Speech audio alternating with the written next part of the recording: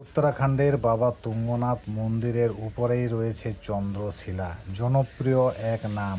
অনেকেই এই পবিত্র ভূমি স্পর্শ করে এসেছেন, আবার অনেকের ইচ্ছে রয়েছে এই পবিত্র ভূমিকে স্পর্শ করার।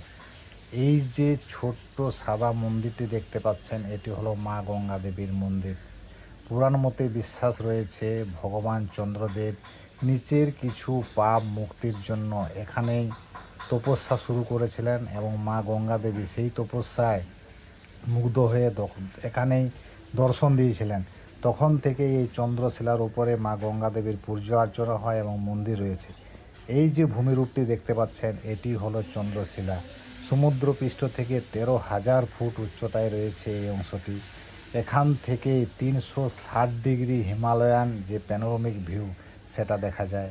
এখান থেকে নন্দা দেবী, চোখাম্বা, কেদার সিংহ, কেদার ডোম, বন্দরপুঞ্জ সহ বিভিন্ন হিমালয়ান যে শিখর সেটি দেখা যায়। নিচে দেখুন সাদা মেঘ ভেসে বেড়াচ্ছে এবং এই চন্দ্রশিলাতেই রয়েছে ভগবান রামচন্দ্রের তপস্যার স্থান। ভগবান রামচন্দ্র রাবণ বধের পর ব্রহ্মহত্যা থেকে মুক্তি পাওয়ার জন্য এখানেই ভগবান শিবের তপস্যা করেছিলেন। এই সেই স্থান। এখানে সুন্দর একটি শিবের মূর্তি রয়েছে। তাছাড়াও এই চন্দ্রশিলার টপ থেকে নিচে ভুলকানের দৃশ্য দেখুন কী অসাধারণ। বর্ষার পর সেপ্টেম্বর মাসে অঞ্চল পুরো সবুজে সবুজ হয়ে যায়। দেখুন সেই